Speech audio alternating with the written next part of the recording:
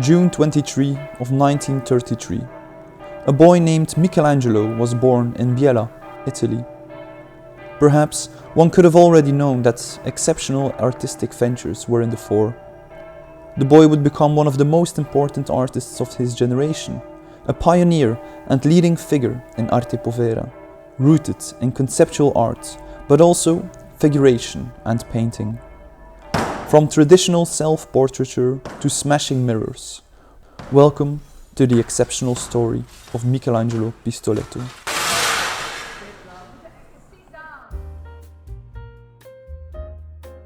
Michelangelo Pistoletto's artistic training began in the studio of his father, a painter and restorer, where he went to work at the age of 14 and began to exhibit his work in 1955 and 1960. He had his first solo show at Galleria Galatea in Turin. An inquiry into self-portraiture characterizes his early work. His interest in self-portraiture resulted in his first mirror paintings at the start of the 1960s, which directly include the viewer and real time in the work, and open up perspective, reversing the Renaissance perspective that had been closed by the 20th century avant-gardes. Pistoletto was interested in how he could not only depict himself in the painting, but also incorporate the viewer in the picture, using the reflection of the polished surface. The viewer becomes a natural part of the artwork, and the artwork becomes something else, depending on who is standing in front of it. These early mirror paintings launched Pistoletto explosively onto the international art scene, resulting in solo exhibitions at renowned galleries and institutions in the 60s.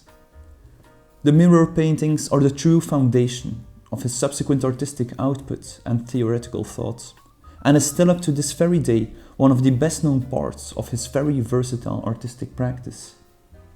In 1965 and 1966, he produced a set of works entitled Minus Objects, considered fundamental to the birth of Arte Povera, an art movement of which Pistoletto was an animating force and a protagonist.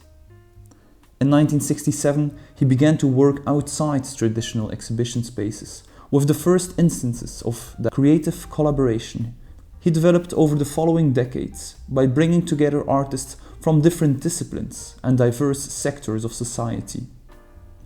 In 1975, he presented a cycle of 12 consecutive exhibitions, Le Stanze at the Stein Gallery in Turin, the first of a series of complex, year-long works called Time Continents. In 1978, in a show in Turin, Pistoletto defined two main directions his future artwork would take. The first, division and multiplication of the mirror, and art takes on religion.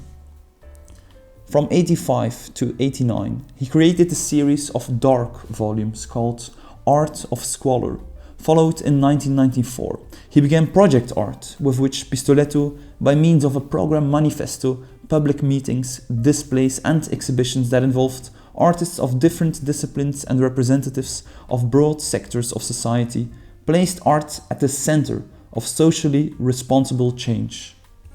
This impressive journey as an artist culminated in winning the Venice Biennale's Golden Lion for lifelong achievement in 2003, the icing on the cake. Pistoletto is an ardent advocate of the performative in art, both in his conceptual sculptures and in his figurative mirror paintings. The performance of the viewer entering the picture when becoming its spectator, or the artist smashing his mirrors into thousands of pieces. Interactivity and spontaneity are crucial in the Italian artist's practice, but also the duality of conceptualism and figurative representation, two spheres one could argue are counterpoles, but they coexist in harmony in the Italian artist's work, encompassing almost 7 decades of art, making Michelangelo Pistoletto one of the most influential artists of his time.